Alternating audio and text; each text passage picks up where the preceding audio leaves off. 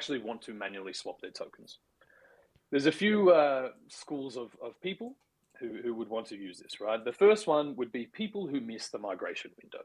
Right? As much as we try to get this information into as many hands as possible, there will undoubtedly be some people who don't watch the charts every day, like the rest of us crazy people, and aren't as plugged in. So first and foremost, anyone who misses this migration window can use the swap site at any time in the future. Again, the second group of people would be if you are a holder of the wrapped OMI token. This is your way to swap them directly to the new ERC20 OMI token. And the third group of people are probably those who are a bit more security conscious, you know, and don't mind paying that exorbitant gas fee to maintain their personal security. So even though exchange hacks are rare these days, they can still happen. Exchanges are a honeypot for hackers and malicious actors. So using the swap site would let you go directly from your own wallet, swap to the new ERC20 token and bring it back to your wallet. So anyone who is not paranoid, but security conscious around leaving large sums of value on an exchange, or would rather not send their tokens to an exchange, the manual swap site is for you. But for most other users, sending them to an exchange before the migration or sending them into the VeVe app before the migration is going to be the quickest, the easiest to understand, and the cheapest way to port those tokens over. So, if you haven't seen any of the articles yet, there are 3 articles available on the blog. One literally says start here and will give you a more detailed explainer of layer 1 and layer 2 and the differences there and what you can use your tokens for. The second article details your 3 swap options, as I've just reviewed, but if you would like more information about those, that's the place to go. And as I just mentioned, the third article will give you the detailed walkthrough on how to use the swap site. Now, when that site is live, I will also put together a video walkthrough. I know that obviously we have a multitude of language groups in our family, so hopefully that helps more people as well. And I just want to reiterate that you do not need to use the site the moment it opens. In fact, it is likely that it will be congested when it does open. So if you're not in a rush, if you're happy to hold your tokens for an extra day or two, I would personally recommend just holding off and letting that traffic die off before you commit your tokens. Outside of that, it probably wraps up most of the pertinent information that you need. And I'm happy to open it to the floor. We have about 50 minutes before Alex needs to get to another meeting. But hopefully by then we will cover all bases. And before we get there, I will just say we do have 3 more of these Q&A sessions. One on Monday in VeVe Discord, another one on Wednesday next week on ECOMI Twitter Spaces, and on Thursday, thanks to our wonderful Spanish-speaking mods, we'll be hosting one for the Spanish-speaking family, also on ECOMI Twitter Spaces. So you are more than welcome to join any or all of those if you wish, but as I said, it will be much of the same information. Without further ado. Yeah, thank you, Reese. Just quickly for everybody in the audience, I pinned 3 tweets up at the top here. The first one is the link to the blog with all 3 options to swap your OMI tokens. The second one is a schedule of the remaining sessions. So if you can't stay for all of this one, or you want to try to join another one just to make sure you get it all soaked in, please join us for a future one. It'll be all the same information. And the third one is the information on our Spanish session, hosted by John, who we have here on stage. What's up, John? How are you? Doing well, doing well. How about you, Alex? Doing well. Thank you, sir. I appreciate you really coming up to going up to bat for us Absolutely. Yeah, helping us out with the Spanish-speaking community, because my Spanish is terrible. As is mine. All good, all good. Next time when we see each other in person, I'll just speak directly in Spanish and expect you guys to respond. I need the practice for sure. Yes. Okay. So, John, with that, I think while I get some people on stage, I know you had some questions from the community. Maybe you want to rehash one of the ones, the good ones you had from the last session, just to kind of get us moving here, and then I'll start bringing some people up. Yeah, perfect. Yeah. So, Reese, as we discussed before, the difference between L1 and L2 and the value that the VeVe team, the ECOMI team saw in migrating into IMX ETH Layer 2. Can you touch on that one more time? As you mentioned, we do have the article, but one of the things I see come up often within the community is the confusion between L1, L2 as it pertains to, are they two different coins? And well, obviously you and I know that they're not, but also how that may or may not impact the circulating supply. But again, as we said before, barrier of entry of crypto is low, VeVe's reaching the masses. So if you could touch on that, that'd be great. Yeah, not a problem. So I think I explained this the other day as the easiest way to think of the difference between layer 1 and layer 2 is if you take your iPhone or your phone, and that is layer 1 Ethereum, right? That is the hardware, the infrastructure, all of those things. Layer 2 exists like an app on top of layer 1. And what it does is really using ZK rollups and ZK technology like IMX does, really improves the efficiency of transactions. So it allows them to bundle a larger volume of transactions off-chain and then commit that proof or that piece of information to the base chain, which in this example would be your iPhone. And that maintains the record of immutability. So really, layer 1 is the existing Ethereum blockchain, and layer 2 is a protocol or an app that lives on top of it. Now, the layer 2 that we have selected as our technology partner is Immutable X, and we've selected them for quite a number of reasons. First and foremost, those efficiencies are much more environmentally friendly than running something like this on the base Ethereum chain. In fact, if we were to put VeVe on layer 1 Ethereum, the app would not function. It can't process the transactions that we would need and for the volume that takes place on VeVe. So instead, we are using a layer 2 solution. The second reason we chose Immutable X is that it does live on top of Ethereum. Now, Ethereum is the most, or maybe second to Bitcoin, but I think the most decentralized blockchain that exists. So that provides incredible security of your assets because the chain itself can't be breached or hacked. But it also gives us exposure for both VeVe and the OMI token to one of the biggest communities that exist in crypto and increases our ability to integrate with that ecosystem. So at the moment, the OMI token is on GoChain. If we take exchanges for an example, it is quite difficult to integrate an entirely new blockchain on an exchange or on any protocol. Whereas moving to an ERC20 token makes that integration much more seamless as all of these exchanges and networks already integrate with Ethereum. So that's probably the second core reason. And the third core reason is that being on Ethereum, which up until now really is and has been the home of NFTs, enables interoperability of our assets. So in layman's terms, that means that you will be able to send your VeVe NFTs to other marketplaces. It opens that ecosystem up, whereas up until now, it has been a closed off and walled ecosystem. So they're the reasons we've selected IMX and made the choice to move to Ethereum. Now, you did have another part to that question, John, if you're still there.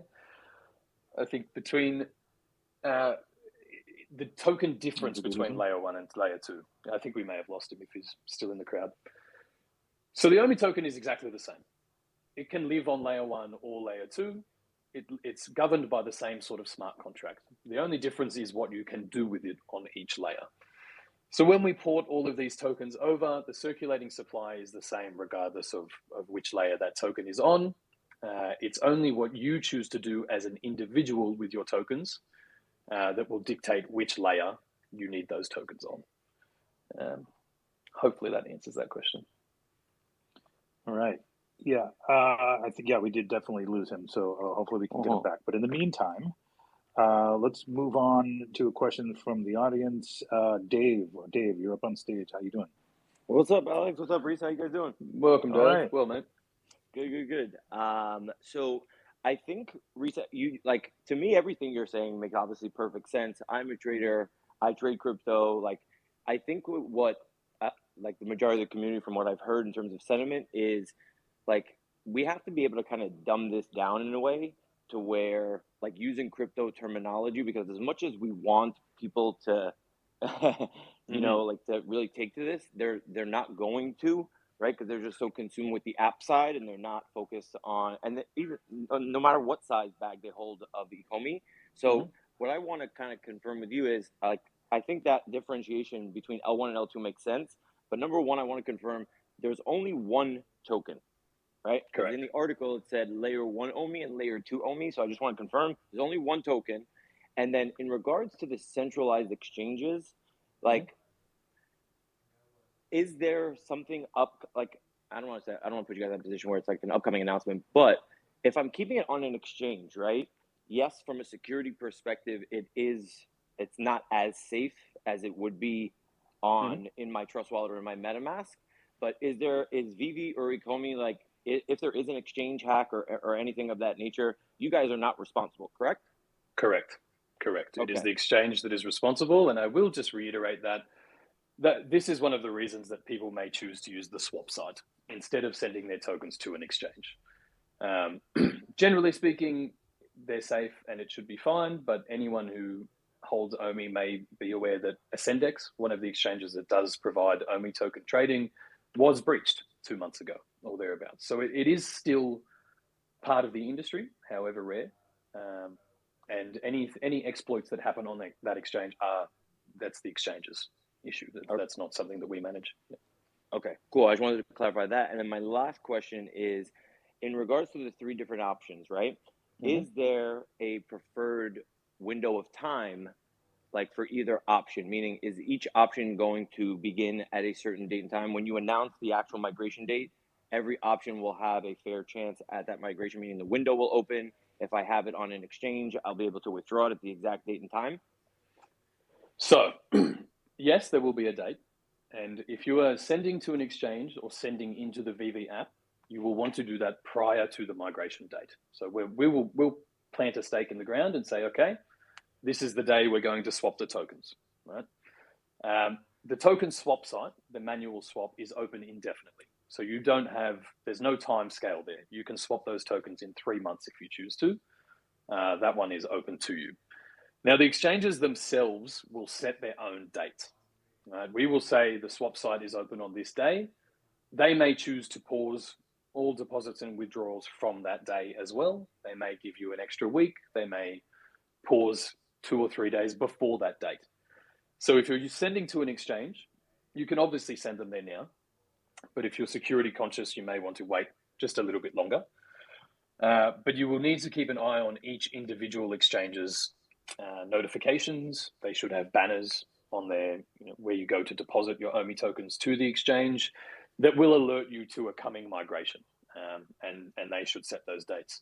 Now, it is pretty likely that exchanges will pause deposits, withdrawals, all trading while they manage the token migration, and that could be anywhere from 48 to 72 hours.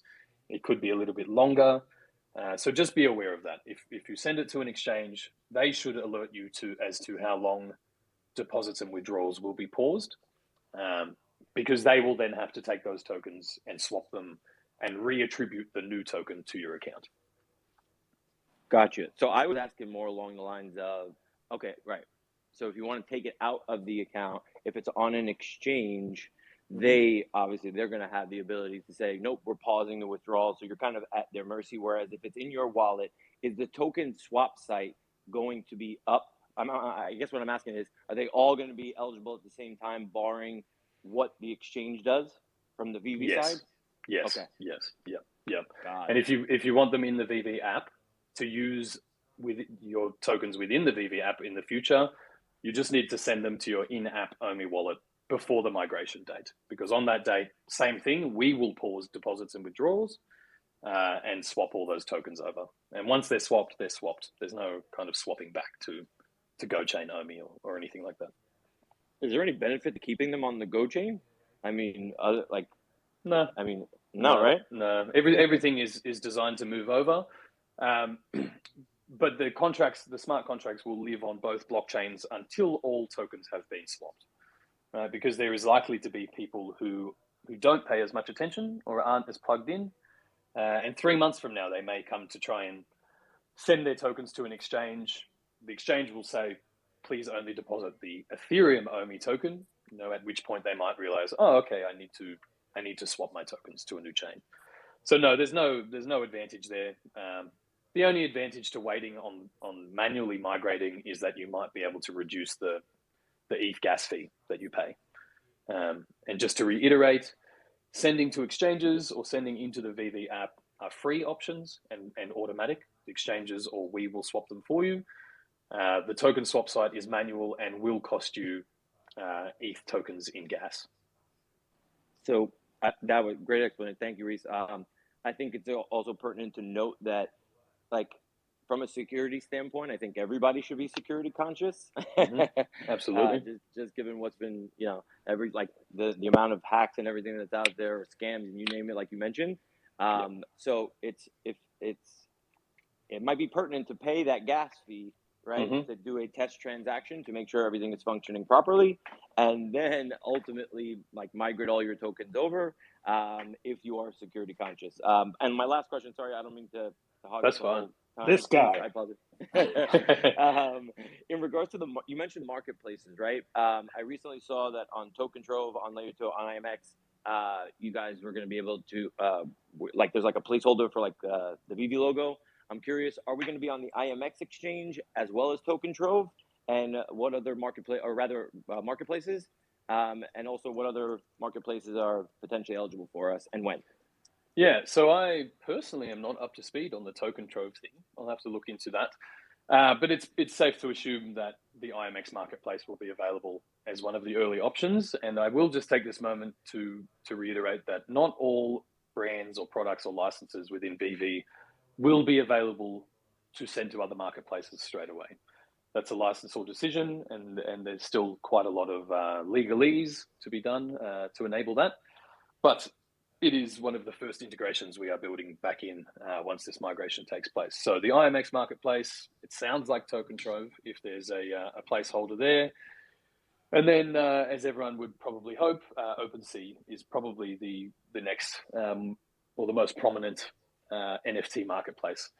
Now, I don't think that OpenSea have directly integrated on top of IMX yet. So we are still kind of waiting on that integration. But eventually, the intention is that this whole industry becomes much more open and marketplaces are free and easy to access. So that interoperability will continue to expand as we move forward. Cool. All right, let's move on to Brennan. Brennan, what's up? Hey guys, thanks for having me.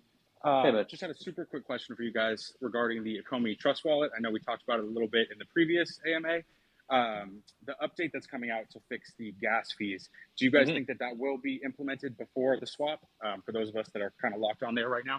Yes, it has been submitted to app stores, and we're waiting on the app store overlords to approve.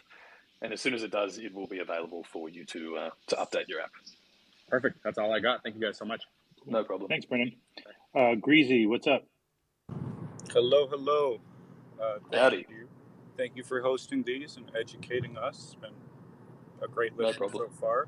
Just wanted to ask you guys, I heard Trust Wallet was mentioned in the last question. I think a lot of us are using that right now for personal security, of course, which is important. You mentioned that we should move it over prior to migration. If I want to move it to my VeVe wallet, I would just go on my desktop, get my address, send my OMI tokens as early as now? Yes. Yeah, you can do them now. Yeah, you can do them now. If you want to hold them for a few more days until we announce an exact sort of date for this to open, you can hold off. But that is, it's available to you anytime prior to the migration date. And as all good advice, send a small amount first, just to ensure that it arrives. And for anyone using Trust Wallet, MetaMask, any personal wallet, in order to send your OMI tokens to your in-app wallet, you also need some Go tokens to pay gas on the Go Chain blockchain. Now, one Go token, I think, will get you 5 transactions these days. So you really don't need much. I think they're 5 cents, 6 cents. I have a feeling to purchase them on exchanges, you will need to purchase maybe $5 or $10 worth. So I would suggest reaching out in the ECOMI Telegram first. Somebody may have some spare Go tokens. Shoot me a message. If I see a message, I'll shoot you one. But just to make people aware, if you're trying to send from Trust or your own wallets and it's not processing, you need Go for gas as well. Cool. Thank you. And sorry, just please correct me if I'm wrong. Mm-hmm. When they are in the app and the migration is complete, I would then be able to move tokens freely, for example, to an exchange or to a Trust wallet, or using the app through gasless transactions. Yeah. No. So this is important for people to understand. If you put your OMI tokens in the VeVe app and we swap them to layer 2, you can use them within the app. But to bring them back to your own wallet, say Trust Wallet, or to send them to an exchange, you will need to bridge, that's the crypto terminology, bridge them back to layer 1. Now, all that really means is that you are approving some transactions and it's going to withdraw your tokens from layer 2, which is VeVe, deposit them back onto layer 1, which then lets you store them in your own wallets or exchanges. So if you send your tokens into the VeVe app prior to the migration, it will cost you gas later to bring them back to layer 1 if you choose to sell them. And this is kind of why we're trying to, one, to educate people, but really just to get people to think ahead a little bit as to how you would like to use your tokens. Because while the option to bring them between each layer is always available, it will cost you gas each time you do it. So if you know you're going to stake some tokens in the VeVe app, or you're holding for the long term and you want to use them to buy collectibles in the market when that's enabled, well, then you may send a larger portion of your tokens into the app before the migration and just leave them in your VeVe app.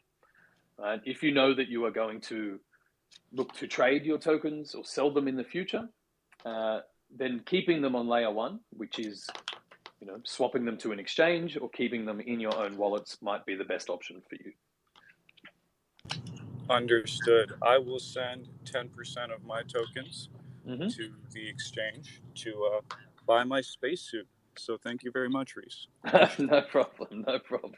And look, in the future, we're starting to see it now. A lot of exchanges are onboarding or integrating directly to layer 2. So over the next year or two, this whole layer 1, layer 2 conversation will probably be non-existent. You'll be able to withdraw from layer 2 to your wallets and all of those things, but it's not available yet because this is all brand new technology. So I just want to reiterate that, you will always have the option to bridge between layer 1 and layer 2 or swap between them, but it will cost you money to do. All right, let's move on to Schemin' Demon. Hello, how y'all doing? OMI hodler and longtime VeVe collector here. I listen to, the AMAs as frequently as I can. I definitely tuned into the first one regarding the token swap and whatnot. And I just can't help but to think, I don't know if it's wrong or unreasonable to ask, but I remember a few months ago, a few AMAs back, I don't remember if it was David Yu, Crothers, or Reese himself, but they had mentioned that we can basically, upon the ERC 20 token swap being completed and it's running, we can essentially expect new exchanges immediately. So is it reasonable to ask, is that still the case? As soon as the ERC 20 token is complete, can we soon expect exchanges quite immediately? And if so, is it reasonable to ask which ones? We will never reveal exchanges or anything like that because they are all governed by non-disclosure agreements. So if we were to open our mouths, we would lose the listing. Immediately, if you're expecting it the exact same day as we open the swap site, no, that won't happen. We need to get this behind us first. Sure. But as soon as we can migrate the company wallets and the bulk of the tokens over, yes, it makes life much easier to list on these exchanges. We have obviously been in many conversations with them over the past few months. So from that point, it's more a matter of where we fit in their queue exchanges are constantly listing new tokens and rolling out marketing plans around that. So as soon as we kind of fit in their schedule and can list, then that is absolutely the plan and intention. And I mean, obviously, guys, people want to list the token that is attached to all of the brands that we have, Sure. and the user base. So yeah, that's we get the migration out of the way. That's my next bit, and then we'll all be very happy campers, I would think. Awesome. I appreciate your time, gentlemen. Thank you. Appreciate That's all I you got. too. Thanks, brother. Right on. Bye-bye. Thank you. Let's move on to Essentially Crypto. Hello. Can you hear me okay? Hello, good sir. We can. Marvelous. So, how are you? Well. Keep going, as they say. Okay, first question is, you were talking about the bridge just a minute ago. So I just wanted to check, is the bridge actually done already, or is that a case of we send our things to the app? From what I could gather from what you were saying, it's not actually completed, so we'll send our stuff to there. But by the time the migration comes in, essentially, will that bridge to bring it back again be completed, or is that sort of another soon that's coming? No, it's already been built. It's being tested and audited now, and that will be available through the web wallet, which again is omi.veve.me. And that's, as we move forward with the VeVeverse and the kind of web version, the web wallet itself will become a much more prominent feature in our ecosystem. Now, I don't think we will switch it on or enable it the same day. Right? We don't want to confuse people. We don't want to have too many kind of pieces of the puzzle in play. So I think we'll open the migration. We'll do the automatic swap in the app and let it all take place. Once the dust settles there, the bridge will be open. So you will be able to bring them back to layer 1 or deposit them to layer 2 in the future, not long after the migration.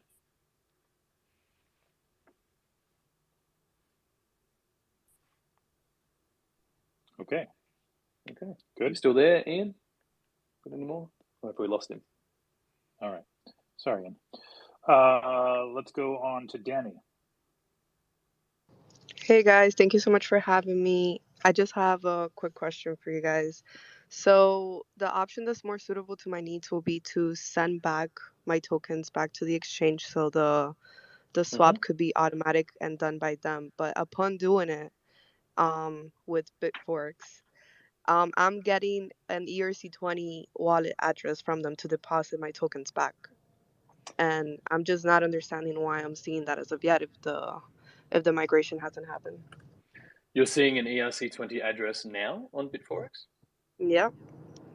Are you sure? Yes. Trust me, I looked and I tried doing it by myself before I even spoke up here, and I've been asking on the Discord, but it says I'm on.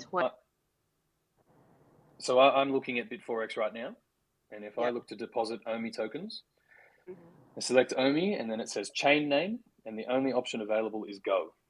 So yes. Okay. So just check that. What you might be seeing, GoChain and Ethereum use the same root address.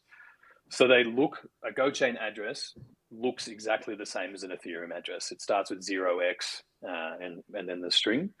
So just confirm the chain there. But it still shouldn't say ERC20, correct? Correct. I'm looking at Bitforex right now, and I cannot see anything about ERC20. Okay, perfect. Then I'll double check that. So just double check the chain name. Yeah, no problem. And just to clarify on that, so prior to the migration date, or whichever migration date the exchange sets, you will send your GoChain OMI tokens in. They will swap them to the Ethereum OMI. And at least as I understand it, then you will only be able to send in Ethereum OMI tokens, or the ERC20, right? They should remove the ability to send your GoChain OMI and give you the ability to send your ERC20 OMI. They won't have both trading concurrently. Now, once the swap is done by the exchanges, and if it's on an exchange, it's on layer 1, you can withdraw that back to your Trust wallet or back to your normal Ethereum wallet and use the tokens as you do now. So just good to be aware of that too. Once the swap happens, they don't need to just live on the exchange.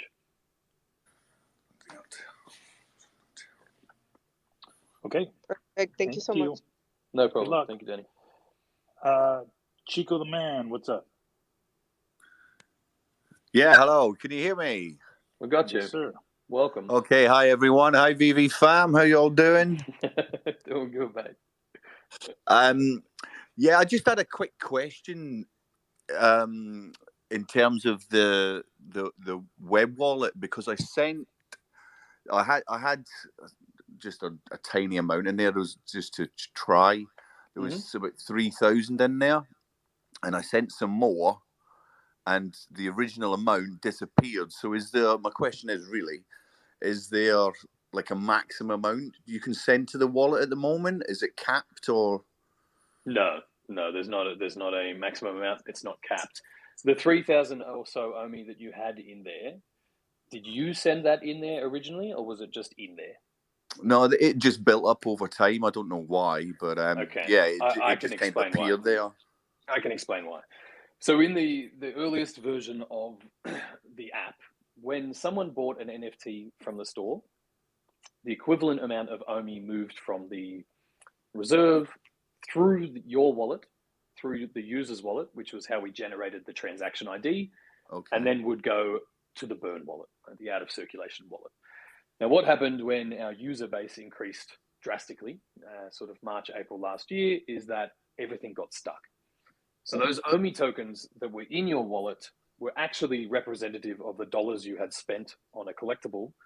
They just got locked there as the system kind of jammed up. So once that queue was cleared, those tokens made their way to the burn wallet, but they weren't actually your tokens. No, I kind of gathered they'd magically appeared there. So yeah. People thought, it was one of those. Oh well, I'm not missing them too badly. I'm not missing them too bad. No, that's it. So all right, nice one. Thanks, Reese. Thank you. Problem. Thanks, everyone. Have a great day. Thanks, nice Chico. One. Cheers, mate. All right, let's try CVV again. Thank you so much. Hello, everyone.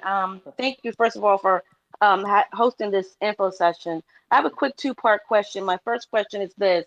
If you currently already have OMI within the exchange, for example, BitForex, is there anything else you need to do? I mean, no. I keep hearing, no. Okay, no. Great. If it's already there, you have it will happen for you. Yeah, it will happen for you. Yeah.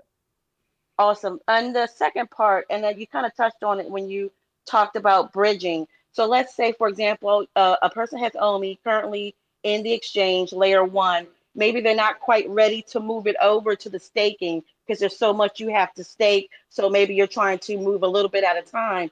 Are you saying we will be able to move that from, for example, BitForex over time outside of this migration window? Absolutely. Yeah. And that will happen through the web wallet. We've built an interface that will pair with your MetaMask, and I will put out detailed instructions on how to do that.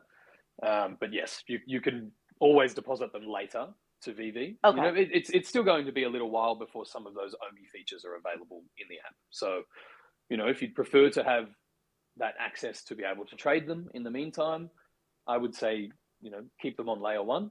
And once those features are available, or whichever features you would like to use in the VeVe app that use OMI, you can deposit them into your app later. Got it. And then down the road, I guess it'll be available. So let's say now that you've moved your OMI into the VeVe app, which is layer 2, but you want to move it out, you're saying there's a mechanism that you're going to have to bridge it back from layer 2 to layer 1 and then move it out? Correct. Got it. And is this in the article, by the way, the blog? It's not. I haven't put the bridging instructions in there.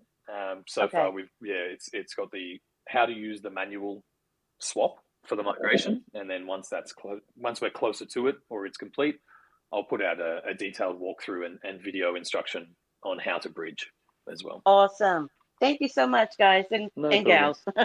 Whoever's in here. Thank you. All right. Appreciate it. Thank you. All right, let's move on to Human. Greetings, VVIPs. Greetings. Actually, don't have a question. I'm actually here to help. I know that sounds like a surprise. Okay. But let's simplify the layer 1, layer 2. Mm-hmm.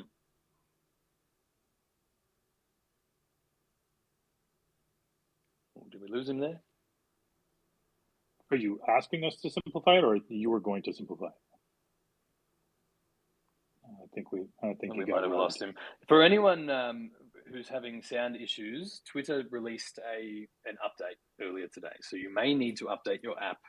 I think it fixes a number of these kind of connection bugs. Now, looks like Ian's back up, essentially crypto as well. So we'll try to bring you back up, good sir, if we can. Okay. Sorry, yeah, I think maybe Twitter's having some issues right now. Ludwig. Hey guys, thanks for having me up. Sorry if you've already covered this, but had a quick question too, actually. First one is I successfully transferred all of my OMI from my Trust wallet to Gate. And you're right, it only cost me like 0.15 Go token, so it was cheap to transfer. My question is, once those get converted to ERC20, is there going to be a standard gas fee to transfer them back off of Gate to my Trust wallet? That is set by Gate. It's set by the exchange themselves. So it will depend on whatever they choose to set as their withdrawal fee. Okay, and that withdrawal fee could either be OMI or Ethereum, depending on what they charge? From the exchange, it should be OMI. It should be OMI. Okay. Yeah, it should be OMI. Yeah, it's usually a portion. Some will set an OMI price. Some will set, it might be based on a dollar value or the network congestion, but it should be an OMI. Yeah. Okay, and the price could be different whether you're on Gate or Bitforex or whatever? Yes, yeah, purely because each exchange can set their own withdrawal. Even now, if you were to withdraw from Gate, their withdrawal fee on GoChain might be different to Bitforex's withdrawal fee. That's really set by the exchange themselves. Gotcha. Thank you for that. And No problem. one follow-up question, and you may have already covered this in an AMA, but do I understand correctly that if I want to be able to accept OMI for an NFT in the app, I need to do something? Do I need to do something specific before I have the ability to do that, or is that only dependent upon the person paying? They have to have the layer 2 OMI. That's in correct. The app. That's correct. For you to accept payment in OMI, the other person has already deposited to layer 2, and it will go to your in-app OMI wallet, which is already living on layer 2. If you would like to purchase collectibles from someone else using OMI, then you also obviously need OMI tokens on layer 2. So that can be tokens that you yourself bridge and deposit, or it can be tokens that you have accepted as payment that you then use to transact with. Okay, so I wouldn't need to stake OMI or anything in order to have the ability to buy and sell with OMI on the app. So as part of the OMI utility program, at least version 0.1 that is available, yes, that is the case. We did have a staking requirement to be able to use OMI in the app, but after quite overwhelming community feedback, we are looking to repeal that and open access to everybody to transact with OMI. So keep an eye out for version 2 of the OMI utility program, and that will give you much more accurate figures as to sort of what needs to be staked for each tier or to access those benefits, and will give you a better idea of how much or if you need to stake for the features that you would like to use. Awesome. Thank you so much. Appreciate your time. You guys are doing great work. Thank you, brother. Appreciate it. Thanks, man. Let's move on to homie Sparkman.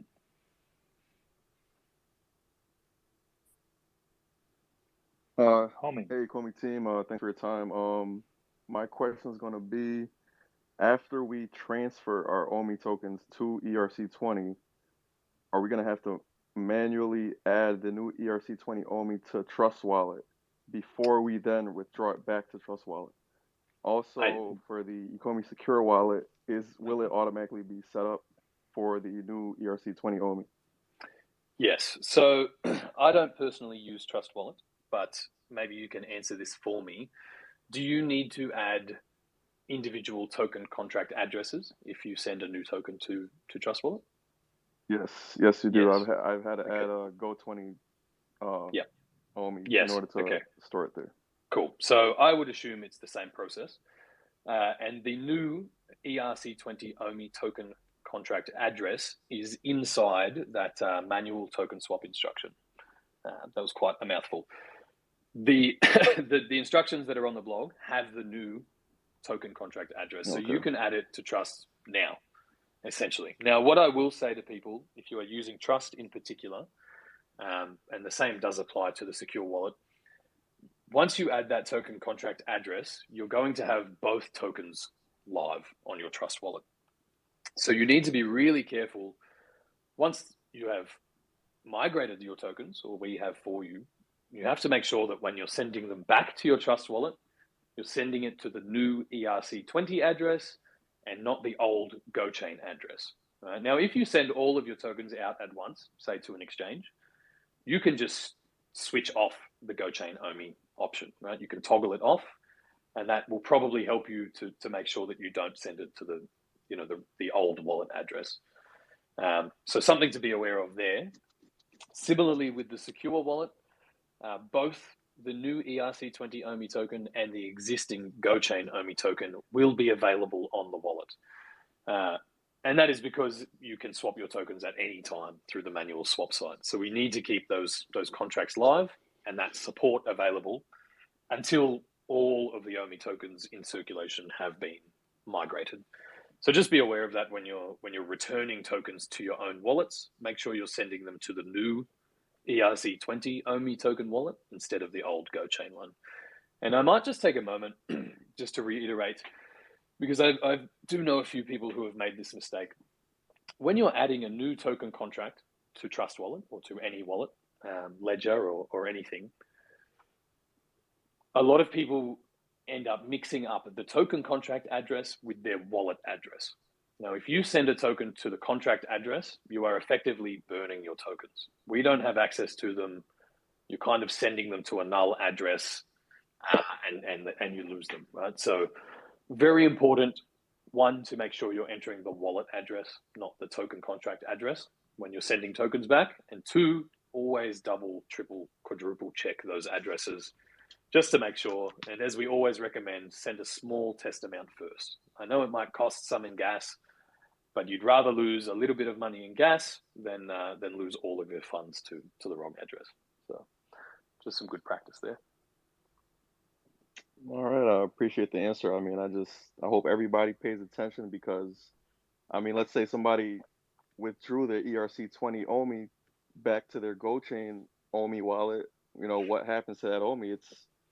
It's gone, isn't it? Or yeah, look, in any normal circumstance, it probably would be. Now, in the case of Trust and those wallets, because Ethereum and GoChain use the same root address, there may be recourse there. There may be a way to kind of return those tokens to you, because they're all governed by the same private key or seed phrase.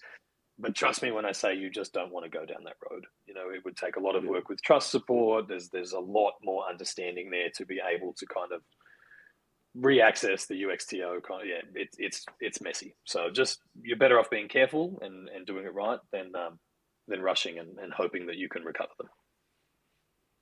All right, appreciate it. Thanks, brother. All right, thank you. Let's move on to VeVe Meister. Hey guys, VeVe Meister here. Hi, the German guy. Hey, I was listening very carefully to the first info session, Reese, and I think I got the gist of it. And I will probably listen to the third, the fourth one, and even the Spanish one, because I just enjoy so much listening to your voice. I'm sure you're not the first one to tell you this. Alex as Thanks, well, mate. of course. Hey, I have a question. So I was hesitant up until now to send something to my VeVe wallet. Why? Because I thought that it's not working properly, buggy. Why am I saying that? I have for the longest time now like 70K OMIs lying there, and I cannot remember that I ever put anything on it. So maybe this was airdropped by you guys because I'm such a loyal customer, but I think there's something else going on, right? For sure. So to confirm your balance there, copy your OMI address and look at it on the GoChain block explorer. That's explorer.gochain.io. That will give you your actual token wallet balance. Now, this is likely to be the same issue that I touched on earlier, where the original way that we generated a transaction ID was that OMI tokens moved from the reserve wallet through your wallet and onto the burn wallet. Now, once we refactored everything, that wasn't the case. But for some users, it sounds like yours, it's still displaying a balance that isn't actually there. So I would just say to probably open a support ticket so that they can clear that cache and clear the balance there. But checking your address on the GoChain Block Explorer will tell you what your balance is if there are any tokens actually sitting there. But it's likely that there's not. It's just a display bug. All right. So you think if I send like a really small amount, 10 or 100 OMIs, that it will reset it and then it will show my actual amount? Yeah. It sounds like it did for the gentleman we were speaking to earlier. So that could definitely work too. Yeah.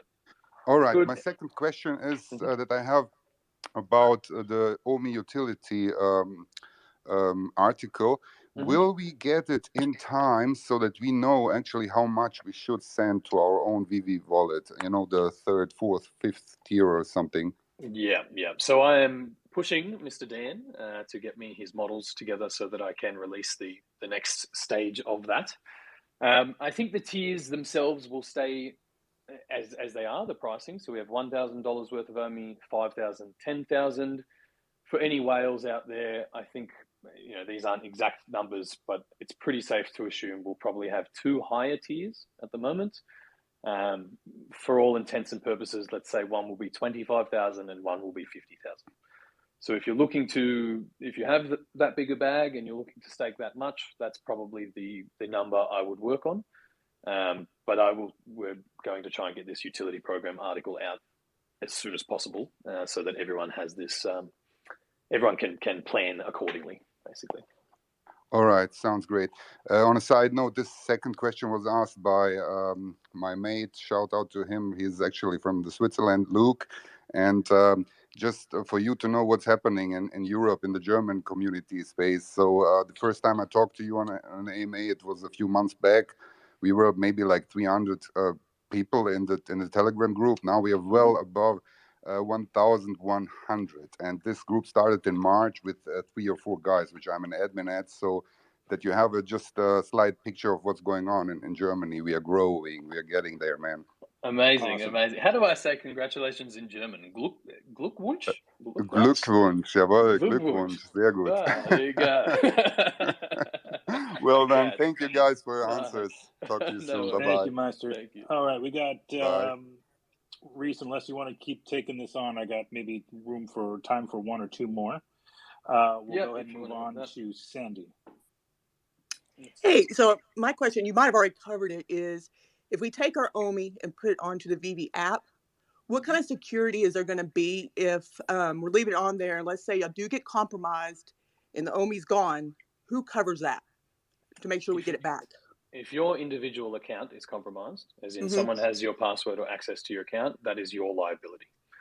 So we manage the security of your tokens of the wallets, of the private keys that govern those wallets. But you've raised a really good point, and we should reiterate that people need to be treating their phone, their VeVe app, their OMI wallets, their logins, their passwords as you would any financial app or services. So that means logging out each time if you are that security conscious. That means having PIN codes on your own phone, and not having, not leaving your email app open for the 2FA and those kind of things. So if somebody manages to get access to your VeVe account and your email to get that 2FA, that liability is your own. That's not our domain. Yeah.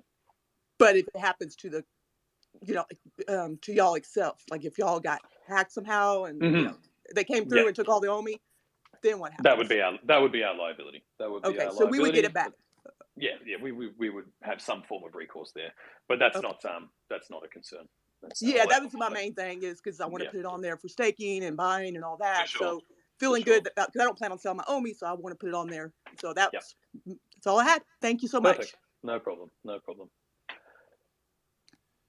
All right, I had somebody else up here, but they looks like they got rugged.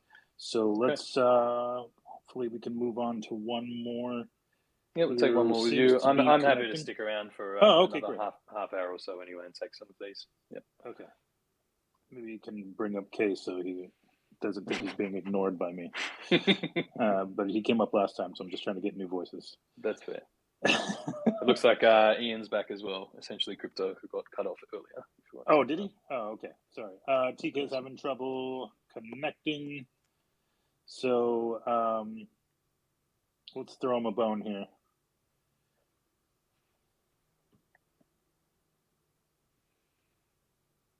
Mr. K, have we got sound? I think he's still connecting. K, you there? Yeah. Can you guys hear me? What is it this time, Mr. K? Let's go. Give us the good community question. I've returned. Yeah, I think man of the people. Yeah, I think Twitter. I think Twitter might rug pull me again. Like it's been super unstable. Yeah, it just keeps disconnecting me. I guess kind of like you guys actually covered one question I was going to ask is kind of the additional staking tiers. The kind of I guess building a little bit on that is I'm quite a big fan of the OMI to NFT concept, specifically kind of the reduction in transactional fees. So just to kind of like, I guess, clarify for everyone, because I'm sure you guys have seen all the conspiracy theories and FUD around the MTL, like charging like 50% cash out or whatever, like people have been going on about. So, I've kind of been educating people a bit more about, and this kind of goes on with the point of when I think Dan in the last AMA said, "Oh, we never intended to have cash out." I think that was like a poor phrasing. I think it was mainly the intention was OMI cash out, not the fiat system. So I thought that was good to clarify. So with OMI, if I was to say purchase a collectible using OMI, is there a 2.5% burn fee there? And if so, through the staking tier, I believe the maximum tier, does that then get reduced to, I believe, 0.25%? And if so, are there plans for a further reduction on the higher tiers that you alluded to? Yes, yeah, that is the plan. Obviously, the point of staking, and just quickly, Alex, if you need to jump out of here, feel free. Yeah, I'm going to bounce. Thanks, everybody. No worries. Thank you for coming. Really appreciate it. The idea behind the staking program, other than locking up sort of circulating supply, and is to give you as a token holder access to an exclusive range of benefits or collectible drops or rarities or things like that. Now, the secondary point of that is to try and incentivize people or encourage people to stake more OMI, right? For the same reasons. The benefits are greater. The effect on the general tokenomics is greater. And as part of that, yes, the fee will be reduced the higher tier that you are staking. Right? Talking, the tens of thousands of dollars worth of OMI, that is benefiting everybody in the ecosystem or everybody holding the token. And you want those incentives to be strong enough to motivate people with big bags to want to hold that supply out of circulation. So, yep, that's definitely the intention. And any sort of fees that are imposed there will reduce as the tier value increases. Awesome. Just to quickly clarify, so when we're talking about OMI to NFT, we're talking about the secondary market, but I know it was also alluded to.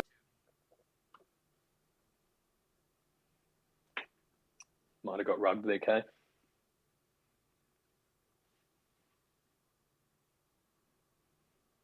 We may have lost him. I might see if we can reconnect Kay for a second. Bear with me, team. We did get rug pulled, yes. Sorry.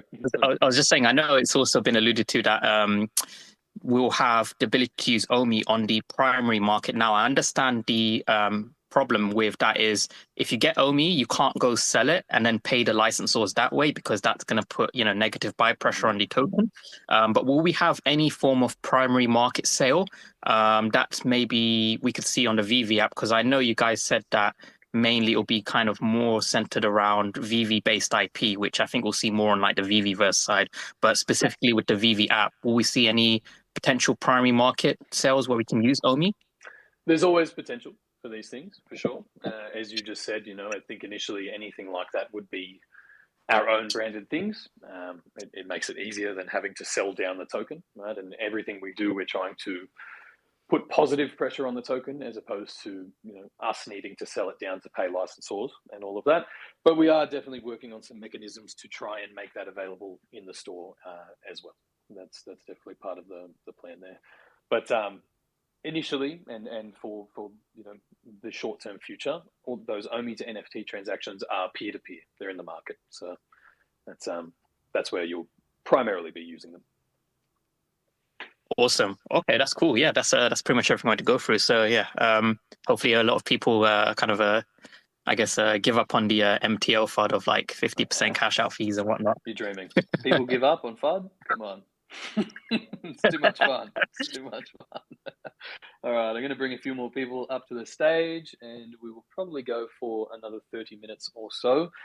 Just to reiterate, if anyone has joined us recently in the last sort of 30 or 40 minutes, there is a recording of our first Q&A session available in the VeVe Discord server. We will also be running 3 more of these sessions next week. So the first one next week will be Monday, January 17 at 10 a.m. PT, and that will take place in the VeVe Discord server. For anyone unfamiliar with the server, there is a Clubhouse voice chat channel, and that's where it will take place. I think it's just labeled Clubhouse. We'll also do another one on ECOMI Twitter Spaces Wednesday next week. So Wednesday, January 19 at 2 p.m., the same time as today. And the following day, Thursday, January 20, we're running one of these Q&As in Spanish for any of our Spanish-speaking family, thanks to John and Wendy, who will be assisting with that. And that will also take place on ECOMI Twitter Spaces, so just here. But outside of that, let's see who we can bring up here. There are a few requests, but I think people are being rug pulled. Blockchain, can you speak? Hey Reese, how you going? Very well. Just a quick question following up from what Sandy said earlier about the security of the VeVe app. Are you looking at adding an additional 2FA to the app, like Google Authenticator? Yep. So it's definitely on the list. I won't lie to you in saying it's top priority at the moment. Good. And there's a few reasons for that. Really, it doesn't actually offer more security than an email 2FA, right? Although people are more comfortable with it, or people in crypto, if I have access to your phone and your VeVe app, I theoretically also have access to your Authenticator app, right? So it's not necessarily creating a new layer of security there for you. And this is why we reiterate that people need to be security conscious of their phone, of what they leave open on their phone, access to it, those kind of things. Now it's on the list, right, that to be able to use the fingerprint scanner, the face IDs, the authenticator, that kind of thing. But for us, with a majority mainstream audience, the email 2FA is the simplest to understand and the most ubiquitous across all sort of cultures and language groups. So it will remain the primary 2FA method at the moment, but we will look to build in other ways to authenticate, really just to cater for people who are more comfortable using Authenticator or one of those things. Okay, thanks. That's all I have. Thank you. Let's see. Ian, can you are you back on stage and can you speak? Or have you been rug pulled by Twitter? Again, guys, if anyone can't actually speak on stage, you may need to update your Twitter app. I think they released a few updates earlier today. But if you are not there, Ian, who have we got here? No credits left. Have you got sound there? Hello. Yeah, can you hear me? Yep, we've got you there. Excellent. Kiwis Unite. Hey, I had a query about staking, and I'm sorry for those listening if it's already been answered. I wanted to shift. Am I right in saying I shift my OMI from Bitforex into the app, and I can stake from within there? Is that correct? Correct. Yeah. So you'll shift from, say, Bitforex to the app. We will swap the tokens for you when the migration takes place. And they can just live in that wallet until the staking features are enabled. And once they're enabled, you can opt to stake. Yeah. And if I leave some of those on Bitforex, then they will transfer them to the ERC20? Correct. And they will be on layer 1, which lets you continue to use them on the exchange. Yeah, nice. Awesome. Thanks, guys. Keep up the good work. No problem. Thank you. Ian, Essentially Crypto, I think we connected you a second ago. Yeah, I don't know if it's going to work again, but I'll We'll find out. Everyone else does. I'm going to ask my two questions very quickly, and then that way you can answer them afterwards. And if I do get rugged, at least I can listen to it on Cavell or Hello K's channel.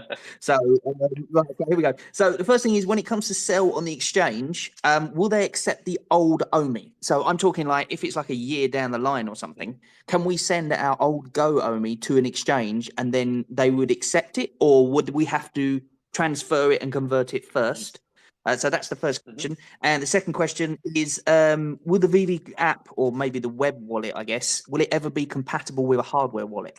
Okay, so first question, if it's a year later or something like that, no, you will not be able to send your GoChain OMI tokens to the exchange, right?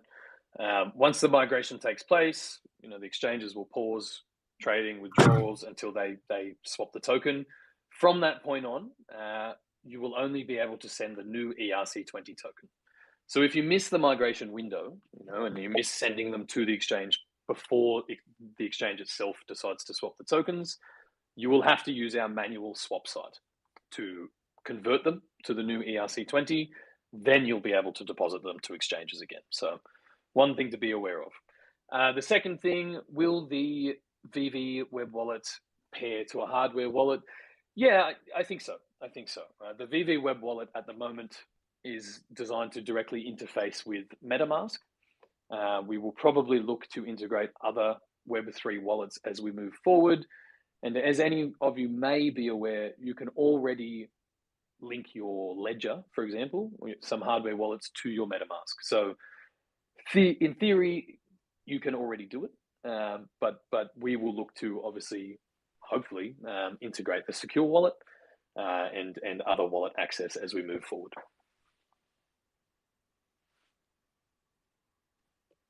Did that answer your question, Mr. Ian? And are you still there, or have you been rugged?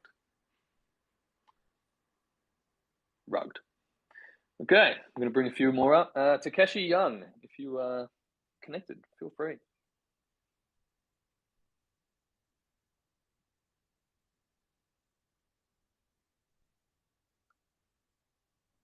You're connecting there. Takeshi, I cannot hear you. I don't know if a microphone enabled. We might go to Dave, and then we'll come back. Hey, Reese. So I just wanted to clarify a couple of things. So one, in regards to the wallet, right? Like as of right now, the swap site is only integrated for MetaMask, but for those that are using Trust Wallet, I think it's pertinent to clarify, if you're only using Trust, and the swap site can only is going to ask you for your MetaMask wallet, and you're not integrated with Wallet Connect, then you're not going to be able to swap. So you're going to have to ultimately either bring over your Trust wallet or import your Trust wallet into MetaMask, or create a new MetaMask wallet and move your tokens to that address, correct? Correct. We did try to integrate Wallet Connect, but I think there was an issue with GoChain or something like that just didn't quite do it for us. So yes, very good point. If you are using Trust Wallet or the secure wallet or any other wallet that you control the private keys for, and you want to use the manual swap site, which is chainswap.ecomi.com, you will need to send your tokens to your MetaMask address, and then you can interface with the token swap site. Got it. And then the second question I have for you is, right now, so OMI to NFT, right? I want to just confirm that, obviously, like, we're going to wait for version 2.0, right, or 0.2, right, of the OMI utility program to see exactly what that's going to do. But in regards to the burn mechanism, I want to just confirm that the burn mechanism does not change in regards to the original white paper, correct? Like in regards to how the OMI is burned and where No. What's happening to it? All the same token processes. We migrate all the company wallets, and all of those token flows remain the same.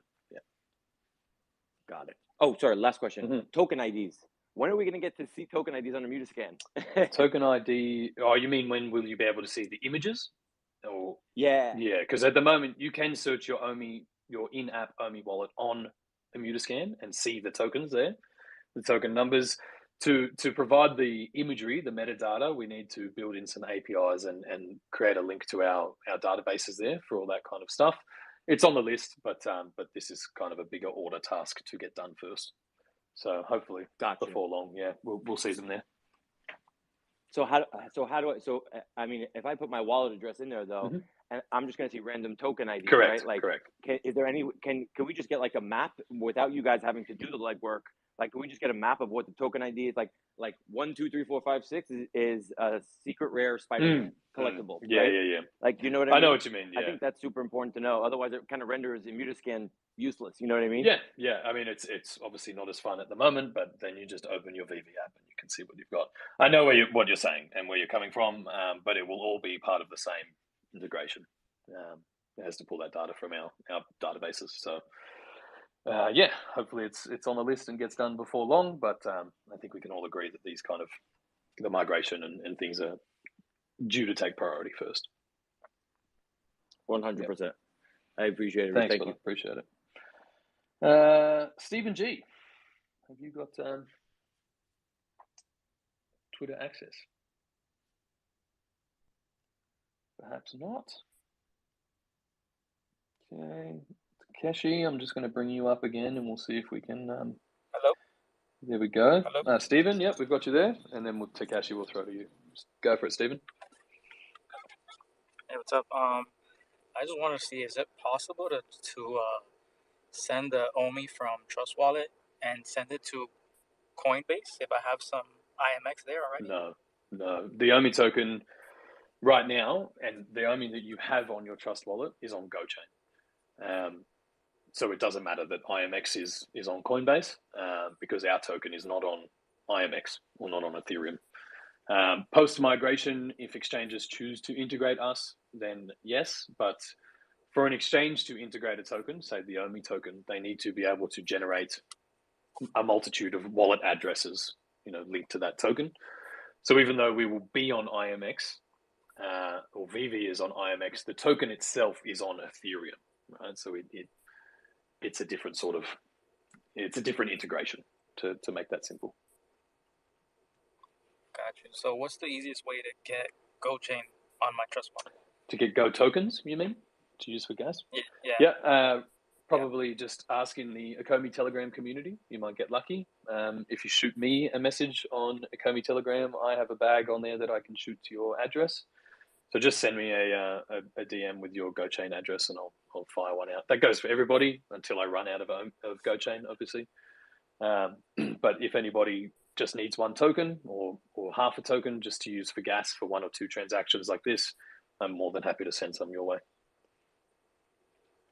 So I just DM you? Just shoot me a DM. Yep, and once I go through, I'll to where exactly do I DM you? On ECOMI Telegram, or just message me on Twitter if you'd like. My handle is ECOMI_Reese, RHYS. If you don't follow me, and I'll send out Go tokens until I run out. RES what? ECOMI_RHYS is me on RHYS. Yeah, if you search that ECOMI_Reese, you should find me on Twitter and be able to shoot me a message.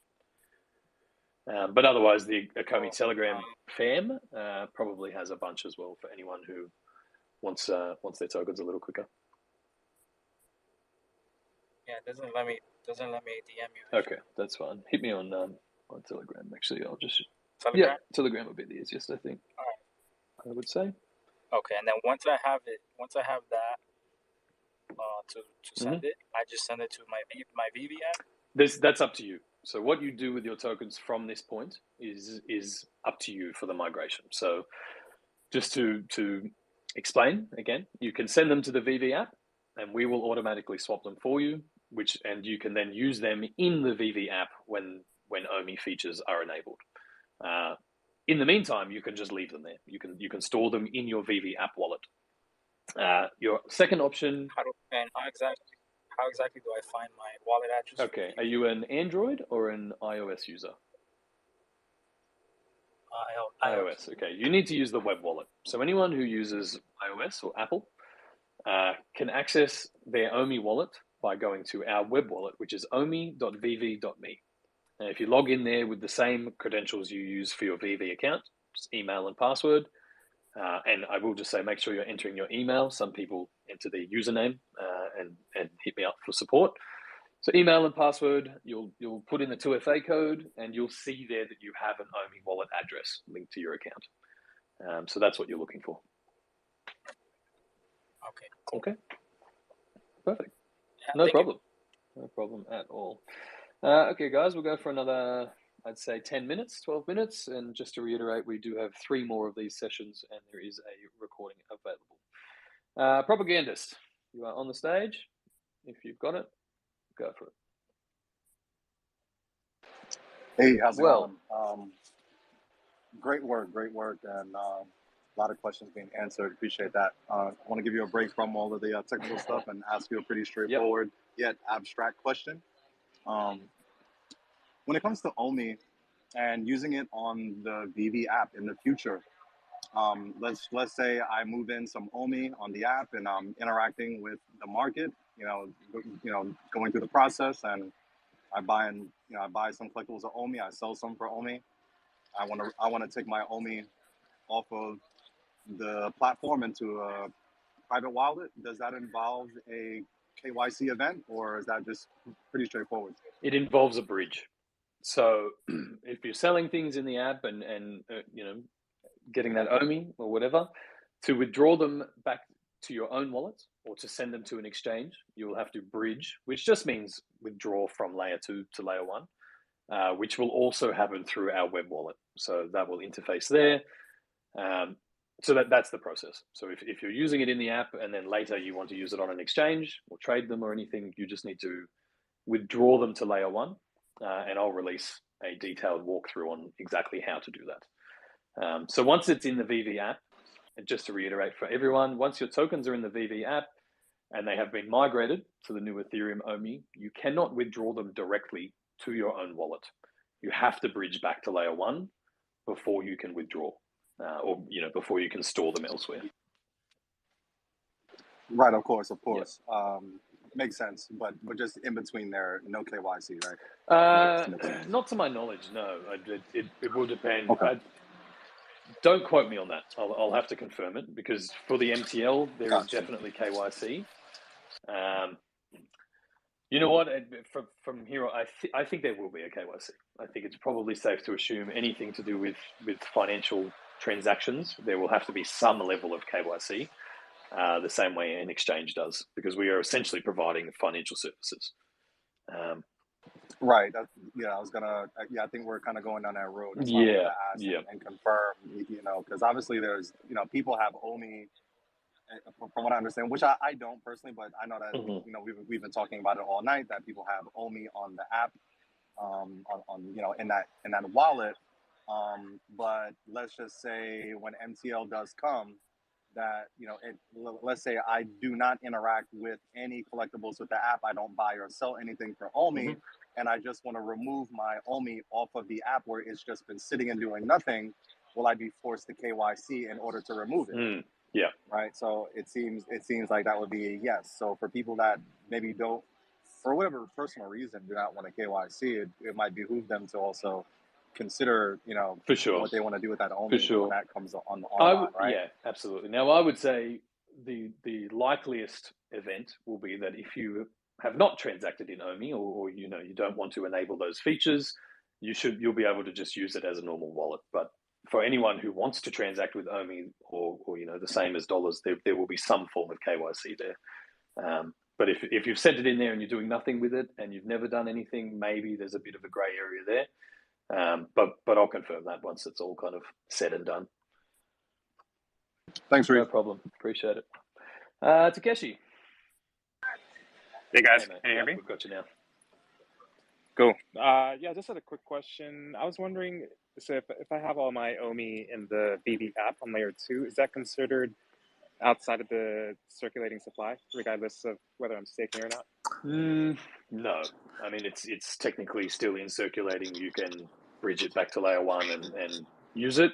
Obviously, it's being held out of supply, but it's not. There's not going to be like a tracking metric to say this is how many are on layer 2, or this is how many are on layer 1.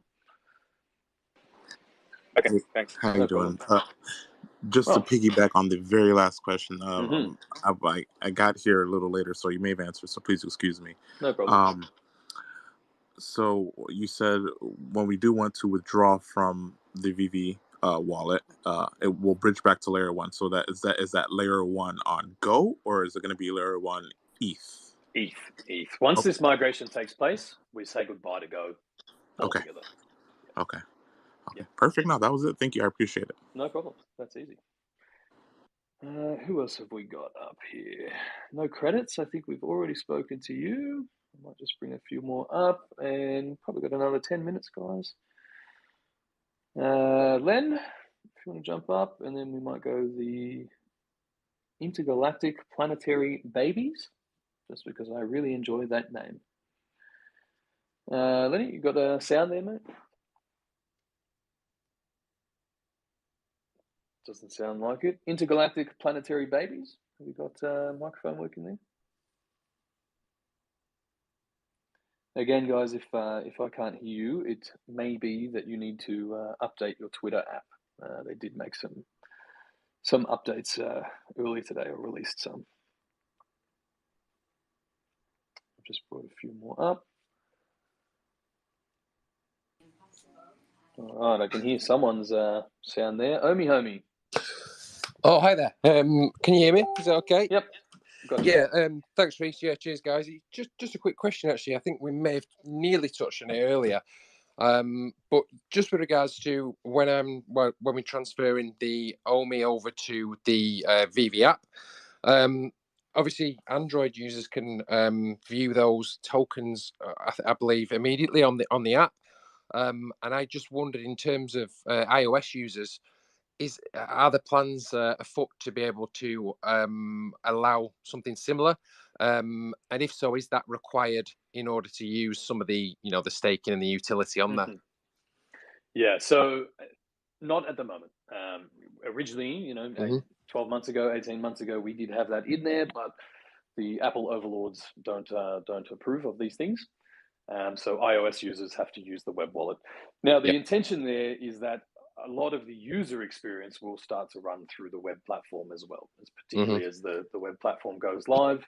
And it is from the web wallet that staking and those kind of things will be available. So even though the OMI wallet address is available in the Android app, I think for both operating systems and all users, it will be the web wallet that you will access those OMI features through. Yeah, and is the plan obviously to have those at the same level? So obviously there's probably nothing additional that Android users can do, although it's obviously going to be a lot simpler. They'll be the same sort of level and the same sort of staging. That's it. The only difference is that Android is much less stringent on what you can and can't have in the app, which is why that differentiation is there. Yeah, but there's no advantage to having an Android. No, that's great. No, super. Cheers, Reese. Thank you. Cheers, guys. Thank you. All the best. Bye-bye. Bye now. Bye. No worries. I did just bring someone up, but it looks like we may have lost them. The Wolf Slayer. Can you hear me? Have you got access there? Yeah. Hi. Perfect. Can you hear me? Yes, we've got you. Oh, finally. I have one question. Is it a must to send all of my OMIs into VeVe app, or can I hold it in Bitforks and it's gonna migrate automatically? Correct. So sending them to an exchange or leaving them on an exchange will swap they will swap your tokens for you, and then you can continue to use them on the exchange. Similarly, sending them to your VeVe app, we will swap the tokens for you, and you can use them within the VeVe app. The only difference is the use of your tokens. So if you're holding your OMI tokens because you want to trade them or sell them in the future, then sending them to the exchange or letting the exchange swap them is probably the best option for you. If you would like to stake or use any of the OMI features in VeVe, then sending them into the app is the better option. Now, for a lot of people, they're probably going to want a combination of both. You might send some into the VeVe app, some to the exchange, let the swap happen for free and automatically, and then you have access to tokens in both places. Yeah, my question is, for example, if I don't send any OMI in the VeVe app right now, after the exchange, am I allowed to? It's still an option? Yes. Or should I pay like insane gas fees? You will pay gas fees. So if you don't do it now and the exchange swaps for you, you will have to use our web wallet later. And we have built a bridge. So that lets you deposit it into your VeVe app later. Now you can do that at any time, but it will cost you ETH gas to do it. And depending on now it's for free. Yes, yeah. If you do it ahead of before the migration date, it will happen for free. Yeah, it will happen for free. So if you know how you want to use your tokens in the future, you can save yourself some money. That's kind of the point of these Q&As. It's really just to help you plan to use your tokens and save you having to pay ETH gas fees later. And do we know when is exactly the date of migration, or? No, we're going to open in the last week of January. That's the plan. And we're just waiting on full confirmation from each exchange to make sure that they're aware of it. We need to sort of update CoinGecko and So I do have like about 2 weeks time at least. Yes, yeah. And you can move your tokens anytime between now and then. You don't have to wait, but if you are security conscious, if you don't want to leave big values on the exchange between now and then, yes, you can wait until we announce the actual date there. Okay, then either way, my tokens are safe, either in Bitforks or VeVe app. Correct.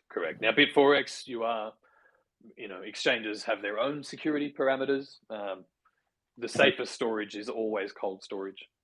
Just to reiterate that, but yes, for all intents and purposes, you have those options. Perfect. Thank you. No problem. Have a good night. Thank you very much. Appreciate it. Mr. Ellis, if you are on stage, we may make you the last question of this Q&A. How are you, Reese? You doing well? Well, mate. Well, how are you?